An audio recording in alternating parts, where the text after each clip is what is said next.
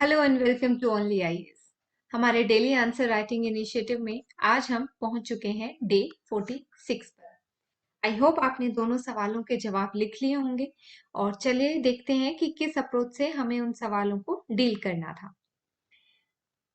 तो जो टॉपिक का सेगमेंट है जिसे हमें आज डील करना है वो है रीजनलाइजेशन ऑफ वर्ल्ड पॉलिटिक्स। इसमें ईयू, आसियान, एपिक ये टॉपिक है। तो देखते हैं पहला सवाल क्या है। Myanmar is the greatest test for ASEAN to maintain its centrality and credibility। ठीक, तो अब देखिए इस टॉपिक का भी थोड़ा सा जिस्ट समझने की कोशिश करिए कि हम रह रहे हैं एक ऐसी दुनिया में जहाँ पर अलग अलग रीजन्स बने हुए हैं या हम पॉलिटिकली अलग अलग रीजन्स हमने बनाए हुए हैं। जैसे एक हम ईयू बोल देते हैं, ठीक है, फिर हम बोल देते हैं ये आशियान रीजन है, ये साउथ ईस्ट एशिया है, ये साउथ एशिया है, ये मिडल ईस्ट है, इस तरीके से। तो अब हर रीजन में, जिस भी रीजन में कोई इवेंट हो रहा होता है, कोई क्राइसिस हो रहा है होता है, तो उस रीजन में एक सुपर पावर होती है, या हम कह सकते हैं कि कोई भी ऐसा एक बड़ा देश, एक ऐसा बड़ा ग्रुप जिसके ऊपर दायित्व आ जाता है उस एरिया का। अगर कोई क्राइसिस हो रहा है तो एक मॉरल रिस्पॉन्सिबिलिटी बनती है उस ग्रुपिंग की कि वो उस क्राइसिस के साथ डील करे, उस प्रॉब्लम को सॉल्व करने में मदद करे। जैसे साउथ एशिया में कुछ भी होगा तो अक्सर बोला जाएगा कि इंडिया को इस चीज पर ध्यान देना चाहिए, है ना, इस तरीके से। तो अभी देखते हैं कि ये जो म्यांमार वाला इशू हो रहा है, इसको कहा जा रहा है कि Myanmar is the greatest test for ASEAN to maintain its centrality and credibility. हमें ये बताना है किस तरीके से म्यांमार में जो क्राइसिस हो रहा है इसमें आसियान का क्या रोल है, आसियान कैसे रोल प्ले कर सकता है और उसे क्या रोल प्ले करना चाहिए ताकि उसकी सेंट्रलिटी और क्रेडिबिलिटी बनी रहे। ठीक है, अब आप देखें, आप किसी पड़ोस में रहते हैं, वहां पर आप सबसे बड़े आदमी हैं, ठीक है, इकोनॉमिकली पावर आपके पास है, पॉलिटिकल पावर आपके पास है, और वहां पर बहुत छोटे छोटे और लोग रह रहे हैं। तो दो लोगों के बीच में जब बहुत गर्मा गर्मी हो जाती है या लड़ाई हो जाती है तो आपसे ये उम्मीद की जाती है कि आप इंटरवीन करेंगे और उस चीज को सुलझाएंगे, क्योंकि आपकी ओर सब देख रहे हैं कि आप एक रिस्पॉन्सिबल एक्टर हैं। इसी तरह यहाँ क्या हो रहा है, साउथ ईस्ट एशिया में म्यांमार में हो रहा है क्राइसिस। इंट्रोडक्शन में आप क्या लिखेंगे कि म्यांमार में एक डेमोक्रेटिक सिस्टम था, एक डेमोक्रेटिक रिजिम बना हुआ था, ठीक है, और उस पर हुआ मिलिट्री कू। जो जनता है उसकी, वहां की मिलिट्री को ये इस वर्ड से बुलाते हैं, जनता है जो, उसने किया मिलिट्री कू, और मिलिट्री कू करके एट्रोसिटीज कर रहा है, ह्यूमन राइट की वॉयलेशंस हो रही हैं, रोहिंग्यास को कंसंट्रेशन कैंप में डाल दिया गया है, जो प्रोटेस्टर, जो प्रो डेमोक्रेसी प्रोटेस्टर हैं, डेमोक्रेसी की मांग कर रहे हैं, उनको एग्जीक्यूट किया जा रहा है, ठीक है। एंड ऑल दिस कब, जब कोविड-19 भी आ गया, ठीक है। तो कोविड-19 के आने का क्या लेना देना है, ये है कि जब भी कोई इतनी भारी मुसीबत आती है तो वहां की सरकार कैसी है किसी देश की, उससे पता लगता है, उससे डिटरमाइन होता है कि वो ऐसे क्राइसिस के साथ वहां के लोग कैसे निपट पाएंगे। तो जहां पर इस तरीके की एक सरकार आई हुई है, इस तरीके का गवर्नेंस आ गया है, मिलिट्री कू हो गया है जो अपने ही लोगों पे एट्रोसिटीज कर रहा है, प्रोटेस्टर्स को मार रहा है, तो क्या ही निपटेगा कोविड-19 जैसी सिचुएशन से, ऐसे सवाल उठाए जा रहे हैं। तो इंट्रोडक्शन में आप हल्का सा इसका एग्जाम्पल देंगे, ये सब रेफरेंस देंगे कि क्या हुआ है एक्चुअली, वहां पर सिचुएशन क्या है, क्योंकि ये 10 मार्कर है तो डायरेक्टली हम टारगेट पे जंप करेंगे। आप फिर आसियान का भी रेफरेंस दीजिए कि आसियान क्या है, एक ग्रुपिंग है साउथ ईस्ट एशियन नेशंस की, और म्यांमार इसका हिस्सा है, ठीक है। 10 नेशन है उसमें और Myanmar is one of them. अब हम आंसर की बॉडी पर पहुंचते हैं। तो देखिए, अब तक तो इंटरनेशनल कंसेंसस ये बन रहा है कि ASEAN has been ineffective in Myanmar crisis. ASEAN कुछ ज्यादा अच्छा रोल प्ले कर नहीं पाया है म्यांमार के क्राइसिस में, क्योंकि यहाँ पर प्रीमियर बॉडी है, जैसे मैंने आपको पहले भी बताया, जो सबसे रिस्पॉन्सिबल प्रीमियर इंसान होता है उससे उम्मीद की जाती है कि वो किसी भी क्राइसिस को निपटने में मदद करेगा। आसियान से भी ऐसी उम्मीदें थी। आसियान उन उम्मीदों पर खरा उतरता नहीं नजर आ रहा है। क्यों? क्योंकि देखो, जो ग्रुपिंग है वो 2-3 कंट्रीज नहीं है, उसमें पूरे 10 देश हैं। अब इनमें आपस में भी फॉल्ट लाइंस हैं। सारे ही देश मतलब they are not speaking in one voice, ठीक है। अब आसियान की जो कैपेसिटी है उसे अपनी कैपेसिटी दिखानी पड़ेगी, उसे अपनी क्रेडिबिलिटी प्रूव करनी पड़ेगी। उसकी क्रेडिबिलिटी अंडर रेडार है, सारी दुनिया उसकी ओर देख रही है। दूसरा, उसके खुद के लिए, क्योंकि चाइना का इन्फ्लुएंस साउथ ईस्ट एशिया में बढ़ता जा रहा है।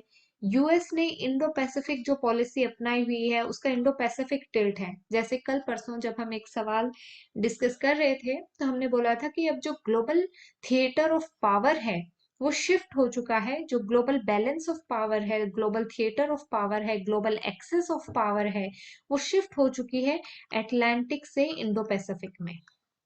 मतलब कि दुनिया का जो ध्यान है, जहां से जो पावर का एक्सेस था वो अटलांटिक से शिफ्ट होके यहाँ आ गया, यानी वेस्टर्न वर्ल्ड से ज्यादा अब यहाँ पर इंटरेस्ट क्रिएट हो गया। ये ग्लोबल थिएटर बन चुका है पॉलिटिक्स का, इंडो पैसिफिक। तो साउथ ईस्ट एशियंस यही लाई कर रहे हैं। यहाँ पर यूएस का इंटरवेंशन भी बढ़ता जा रहा है और चाइना का इन्फ्लुएंस भी बढ़ता जा रहा है। ठीक है, तो ऐसे सिचुएशन में आसियान को अपनी सेंट्रलिटी अगर दिखानी है, अपनी इंपॉर्टेंस अगर दिखानी है, तो उसे म्यांमार के इशू के साथ एक स्ट्रॉन्ग तरीके से डील करना होगा। अब म्यांमार में वर्स्ट क्राइसिस है, डेमोक्रेसी के लिए भी, ह्यूमैनिटी के लिए भी, सिक्योरिटी के लिए भी, और ऊपर से जैसे हमने बात करी कोविड-19 भी है वहां पर। ठीक, तो ऐसा नहीं है कि आशा ने कुछ नहीं किया है। एक 5 पॉइंट कंसेंसस निकाला है, they have come up with this, जहां पर वो बात करते हैं रिस्ट्रेंट की, सेसेशन ऑफ वायलेंस की, कंस्ट्रक्टिव डायलॉग की, पीसफुल सॉल्यूशन की। ये सब की टर्म्स हैं, ये सब कीवर्ड्स हैं जो उनके 5 पॉइंट कंसेंसस में मेंशन्ड है। रिस्ट्रेंट की, वायलेंस नहीं होनी चाहिए, वायलेंस बंद करो, डायलॉग करो बैठकर, और एक पीसफुल सॉल्यूशन की तरफ आगे बढ़ो। ये सब बातें उनके 5 पॉइंट कंसेंसस में है। पर ये भी बात है कि ये सिर्फ पेपर पे ही है ये बातें, प्रैक्टिकल कुछ खास एक्शन होता नजर आ नहीं रहा। ठीक है, तो म्यांमार आसियान का पार्ट है, आसियान का हिस्सा है, इसलिए आसियान से और भी ज्यादा उम्मीदें हैं कि अपनी क्रेडिबिलिटी को मेंटेन करने के लिए, अपनी सेंट्रलिटी को मेंटेन करने के लिए वो एक अच्छी परफॉर्मेंस दिखाए in reducing this turmoil.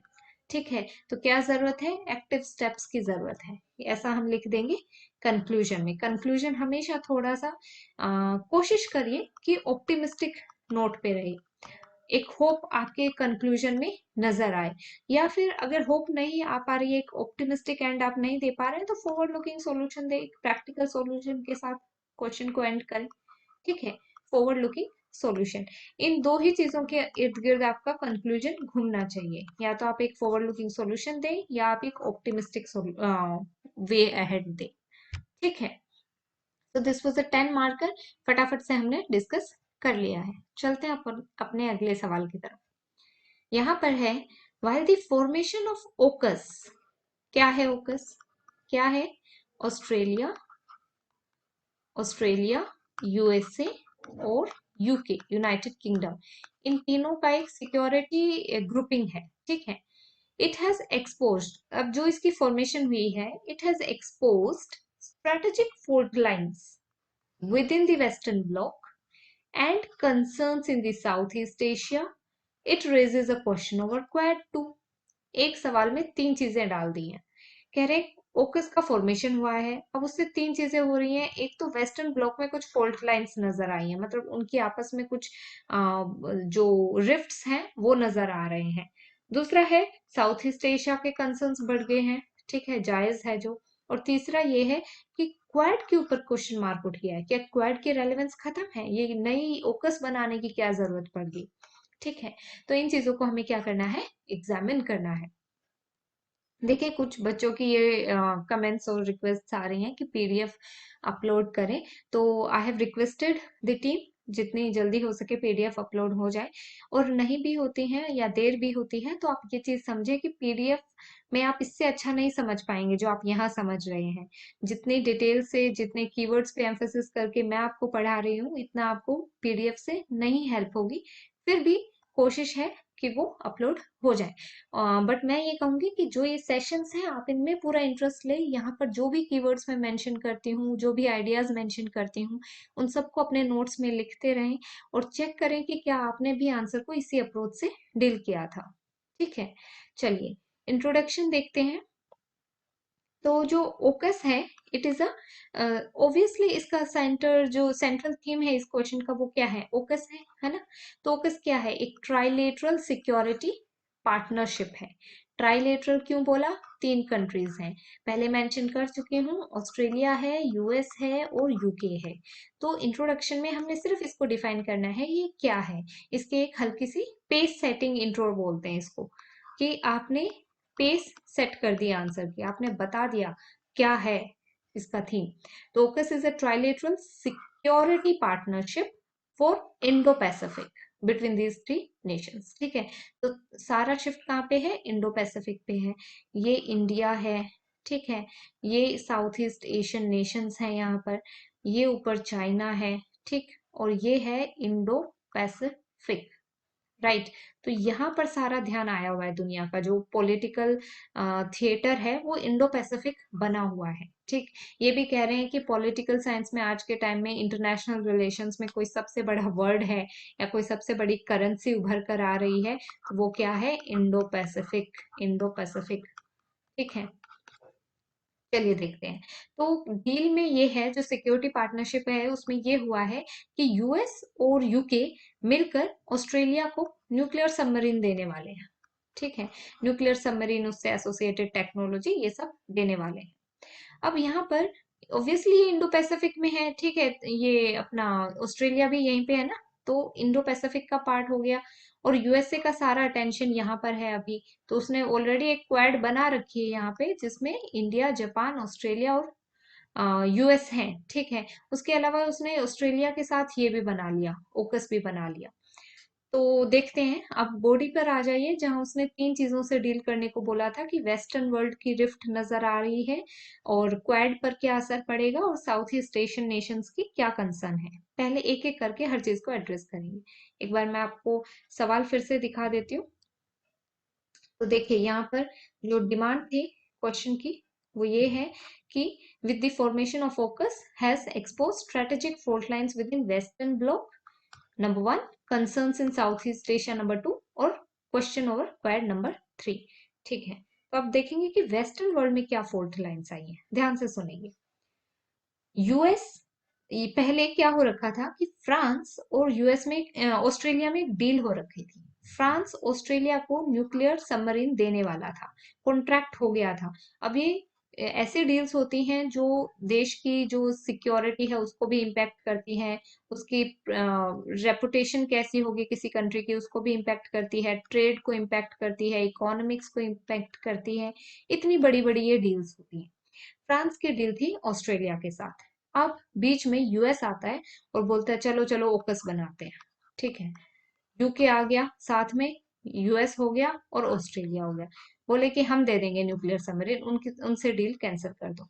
Australia और फ्रांस की डील होगी कैंसिल। अब इससे फ्रांस पे बहुत असर पड़ा, ऑब्वियस है, क्यों, क्योंकि ये सारी चीजें इन्वॉल्व हैं, ठीक है। उसकी रेपुटेशन, उसकी टेक्नोलॉजी, उसकी इकोनॉमी, उसका ट्रेड, ये सब चीजें इन्वॉल्व थी।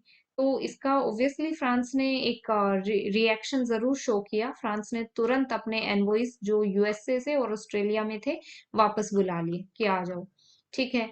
और यूएन की जो मीटिंग थी वहां पर इंडिया, फ्रांस और ऑस्ट्रेलिया के फॉरेन मिनिस्टर्स मिलने वाले थे, तो फ्रांस ने वो मीटिंग भी कैंसिल कर दी कि हमें नहीं इंटरेस्ट है मिलने में। ऑब्वियस था ये ऐसा रिएक्शन। तो इससे जो वेस्टर्न वर्ल्ड में कुछ रिफ्ट नजर आ गई, मतलब यूएस और फ्रांस के भी रिश्ते खराब हुए, फ्रांस ऑस्ट्रेलिया के रिश्ते खराब हुए, और इवन यूके और फ्रांस जो दोनों ईयू का पार्ट है वहां पर भी कुछ रिफ्ट्स जरूर होंगे, और यूएस और ईयू में भी रिफ्ट्स होंगे, है ना। तो जो नेटो है, ऑर्गेनाइजेशन है यूएस की, जो जिसमें यूरोपियन यूनियन के मेंबर्स हैं, तो उस पर भी इम्पैक्ट देखने को मिल सकता है। इस तरीके से हम कह सकते हैं कि ओकस बनाते हुए फ्रांस को आउट ऑफ इक्वेशन करने की कोशिश करी गई, तो हाँ, वेस्ट में फॉल्ट लाइंस इमर्ज हुई हैं, राइट। ओके, इसके बाद हम चलते हैं सेकंड एस्पेक्ट पे। सेकंड में वो कह रहे थे कि साउथ ईस्ट एशियन नेशंस में कंसर्न्स उठ गए हैं, क्यों नहीं उठेंगे, नेबरहुड उनका है, ठीक है। ये मैंने आपको आपने मैप पे देखा भी होगा, ये इंडिया, ये साउथ ईस्ट एशियन नेशंस, और ये इंडो पैसिफिक, ठीक। अब नेबरहुड तो इनका है, पर जो सेंट्रलिटी है वो तो आसियान को मिल ही नहीं रही है। एक पहले क्वाड बना हुआ था जो इंडो पैसिफिक पे पूरा जोर लगाए हुए था अपना, तो उस क्वाड में कौन थे? ऑस्ट्रेलिया था, ये देखो यहाँ ऑस्ट्रेलिया, इंडिया, जापान और साथ में यूएस। ठीक, अब इसमें से कौन सा आसियान नेशन है? कोई भी नहीं है। ठीक है, तो आसियान सेंट्रलिटी तो खत्म होगी ना, आसियान को तो इम्पोर्टेंस मिल ही नहीं रही। सोचो आप किसी पड़ोस में रह रहे हो और वहां पर कोई और बाहर के लोग आके दादागिरी कर रहे हैं, बातें बना रहे हैं कि देखो इस एरिया में हम ग्राउंड बना देंगे, इस एरिया में पार्किंग कर देंगे, ये कर देंगे। आप वहां रहते हो इतने सालों से, आपके आसपास का एरिया है, आपको पूछा ही नहीं जा रहा है, आपको सेंट्रलिटी नहीं दी जा रही है, और आपको ऊपर से डर ये लग रहा है कि ये जो सारे लोग आए हुए हैं ये बड़े मस्कुलर लोग हैं, ये तो इनके पास तो बड़ी फिजिकल इकोनॉमिक पावर है। ठीक, तो ये यहाँ पे कुछ भी कर को हुड़दंग कर देंगे, लड़ाई कर देंगे।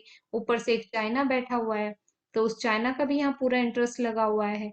यूएस सुपर पावर है, चाइना एक इमर्जिंग रिविजनिस्ट पावर है। दोनों ने अपना लड़ाई का थिएटर बना लिया इंडो पैसिफिक को, हमें कोई पूछ नहीं रहा है। तो इस चीज का भी तो डर है कि यहीं पे हमारे बिल्कुल साथ हमारे ही ग्राउंड में लड़ाई करेंगे ये लोग, और हमें पूछ नहीं रहे हैं, कल को हमारा नुकसान होगा, ये तो लड़ भिड़ कर वापस चले जाएंगे। ठीक है, तो ये बातें हो रही हैं, ये चीजें हैं, ये मेंटालिटी है। तो आसियान को डर लगना जायज है, आसियान नेशंस को। पहले ही एक क्वाड था, अब एक ओकस और बन गया है। ठीक, तो दे आर कंसर्न्ड अपने सिक्योरिटी को लेकर, they are concerned about centrality को लेकर कि हम हमें भी पूछो। तीसरा सवाल ये था, तीसरा एस्पेक्ट इस क्वेश्चन का कि क्वाड की इंपोर्टेंस पे सवाल उठ गया। भैया क्वाड था तो इंडो पैसिफिक से डील करने के लिए, आपने ओकस क्यों बना लिया अलग? यूएसए से पूछा जा रहा है ओकस क्यों बनाया है? ठीक है, तो there are political theorists who are questioning कि क्या क्वाड की रेलेवेंस खत्म होगी? तो क्वाड में जो ये इंडिया और जापान है, क्या इनकी इंपोर्टेंस खत्म हो गई है, जो आपने ऑस्ट्रेलिया और यूएस ने मिलके एक अलग ओकस भी बना लिया है? ठीक है, तो दो मेंबर तो हैं उसमें, इंडिया और जापान को अलग कर दिया गया है। जैसे अरुण प्रकाश जो है हमारे फॉर्मर नेवल चीफ हैं, उनकी स्टेटमेंट आई थी, AUKUS is an exclusive club that has left out two of the Quad members. Quad के दो members को तो बाहर ही रख दिया है। तो ऐसा क्वेश्चंस उठे, ऐसे कंसर्न्स उठे कि जो ओकस है ये क्वाड को रिप्लेस कर देगा, और ओकस की इंपॉर्टेंस बढ़ गई है और क्वाड को डाउनग्रेड किया गया है, ये सब चीजें। ठीक है, और ऑस्ट्रेलिया को एक स्पेशल प्रेफरेंस दी जा रही है। राइट, अब होता है ना ऐसा कि 3-4 लोगों का एक ग्रुप है, और इसमें से 2 लोग निकल के किसी तीसरे के साथ मिलके एक और ग्रुप बना लेते हैं। अब ये 2 लोग देखते रह जाते हैं। तो इस तरीके के कंसर्न्स उठ रहे हैं कि क्वेड को डाउनग्रेड किया गया है। पर दूसरी तरफ हर्ष श्रृंगला हैं जो फॉरेन सेक्रेटरी हैं इंडिया के, वो कहते हैं कि ओकस सिर्फ एक सिक्योरिटी अलायंस है, आपको डरने की जरूरत नहीं है। क्वाड तो प्लूरिलेटरल ग्रुपिंग है और उसका एक बहुत बड़ा विजन है। वो free, open, transparent, inclusive Indo Pacific की बात कर रहा है, वो ट्रेड की भी बात कर रहा है, वो और चीजों की भी बात कर रही है, वो ग्रोथ की, डेवलपमेंट की, इंफ्रास्ट्रक्चर की, काफी चीजों से डील करेगा क्वाड तो। उसका विजन है free, open, transparent and inclusive Indo Pacific, these are the keywords. कहीं पे भी जिक्र आए कि क्या नोशन है इंडो पैसिफिक का, तो इस चीज को लिखना है। और इंडिया का खास कर, इंडिया इस तरीके से देखता है इंडो पैसिफिक को, free, open, transparent, inclusive Indo Pacific, ये हमारा विजन है। ठीक है, तो हर्ष श्रृंगला क्या कह रहे हैं कि ओकस तो सिर्फ एक सिक्योरिटी अलायंस है, और पर क्वाड का तो विजन बहुत बड़ा है, तो कोई घबराने की बात नहीं है कि इंडिया की इंपोर्टेंस कम होगी या क्वाड की इंपोर्टेंस कम होगी। दूसरा, फिर वो कह रहे हैं कि चाइना को बैलेंस करने के लिए, ये जो स्कूल ऑफ थॉट है ये ऐसे कह रहा है कि चाइना को बैलेंस करने के लिए और चाइना के अगेंस्ट अच्छा है ना जितने ज्यादा लोग हमारे साथ जुड़े। ठीक है, तो बेसिक तो इंडो पैसिफिक का आइडिया यही है ना कि चाइना को काउंटर करना है। ठीक है, तो चाइना के जो इंक्रीजिंग स्फीयर ऑफ इन्फ्लुएंस है, ये की टर्म है, स्फीयर ऑफ इन्फ्लुएंस, किसी देश का स्फीयर ऑफ इन्फ्लुएंस, उसको कम करना है, उसको बैलेंस करना है, उसको काउंटर करना है चाइना के स्फीयर ऑफ इन्फ्लुएंस को। तो वही तो आइडिया है इंडो पैसिफिक का, जो टिल्ट हो रहा है, टिल्ट टुवर्ड्स इंडो पैसिफिक जो है यूएस का, उसके पीछे आइडिया यही है, टू काउंटर चाइना। इंडिया का भी आइडिया यही है। तो अब अच्छी बात है कि हमें ऑस्ट्रेलिया और यूके की भी सपोर्ट मिल रही है इस चीज में, तो इट इज गुड। ठीक है, क्लोजर अलाइनमेंट होगा बाकी देशों के साथ मिलकर भी, यूएस के साथ, यूके, ऑस्ट्रेलिया, इन सब के साथ मिलकर हम एक बेटर अलाइनमेंट कर पाएंगे to counter China. In the same lines Harsh V Pant हैं, जो काफी बड़े पॉलिटिकल स्कॉलर हैं इंडिया से, वो क्या कहते हैं, ओकस is significant because UK after going back and fourth on China is now firmly entrenched in Indo Pacific and counting China. अच्छा, ये अलग ही व्यू रख रहे हैं, ये कह रहे हैं कि यूके ना कभी चाइना के फेवर में बोलता था, कभी उसके अगेंस्ट बोलता था, कुछ समझ नहीं आ रहा था ये किसकी साइड है किसकी साइड नहीं है। अब जब इसने ओकस का पार्ट हो गया ये, तो सीधा सीधा स्टैब्लिश ही हो गया है कि ये चाइना को काउंटर करने में अपना रोल निभाएगा इंडो पैसिफिक में। ठीक है, तो दीज आर डिफरेंट व्यूज। ये व्यूज मैंने इसलिए इंक्लूड करे क्योंकि मुझे लगता है कि इन सवालों में हमें थोड़े से स्कॉलर व्यूज लिख देने चाहिए। तो you can note it down, आप इसे लिख लें एक जगह, और जब भी ओकस क्वाड से रिलेटेड सवाल आए, इंडो पैसिफिक से रिलेटेड सवाल आए, तो वहां आप इन चीजों को कोट कर सकते हैं। कंक्लूड हम कैसे करेंगे, सी राजा मोहन है another famous scholar. He says AUKUS will complement not diminish Quad. कहते उदास होने की बात नहीं है, निराश होने की बात नहीं है, इंडिया की इंपोर्टेंस बनी रहेगी और जो हमारा क्वाड है ओकस उसको कॉम्प्लीमेंट ही करेगा, उसको डिमिनिश नहीं करेगा। ठीक है, फिर जो मीर शाइमर है, तो मीर शाइमर बोलते हैं कि ये इट इज ओकस का creation is like sharing burden of possible threat. Mearsheimer is a very famous political theorist, so he says कि ओकस की formation is sharing burden of possible threat, जो चाइना से emerge होकर आ रही है या इंडो पैसिफिक में जो भी थ्रेट होगी, तो उसका बर्डन शेयर करने में AUKUS is going to help Quad. Right, तो दो अलग अलग व्यूज हमने देख लिए। एक व्यू ये कह रहा था कि क्वेड की इंपोर्टेंस कम हो गई है, दूसरा व्यू कह रहा है नहीं, क्वेड की इंपोर्टेंस इंटैक्ट है, इंडिया का रोल इंटैक्ट है और AUKUS will only complement in that. फिर साउथ ईस्ट एशियन नेशंस के कंसर्न्स भी हमने देखे, वेस्ट में क्या रिफ्ट हुए हैं इसकी वजह से वो भी हमने देखा, ओकस क्या चीज है इसको हमने इंट्रोडक्शन में मेंशन किया। So with this we come to the conclusion of this answer as well as this session and I hope कि आप लोग टाइम से आंसर्स लिख रहे हैं और टाइम लिमिट्स में लिख रहे हैं। जो भी कीवर्ड्स मैं यहाँ मेंशन करती हूँ, जो भी स्कॉलर के व्यूज मैं यहाँ मेंशन करती हूँ, आप प्लीज उसे अपने नोट्स में लिख लें। एंड आई होप आपको ये सेशंस एनरिच कर रहे हैं, हेल्प कर रहे हैं, क्या सीखने को मिल रहा है, अच्छे लग रहे हैं या नहीं लग रहे हैं, आप जरूर हमें बताएं। We wish you all the very best, keep writing, thank you.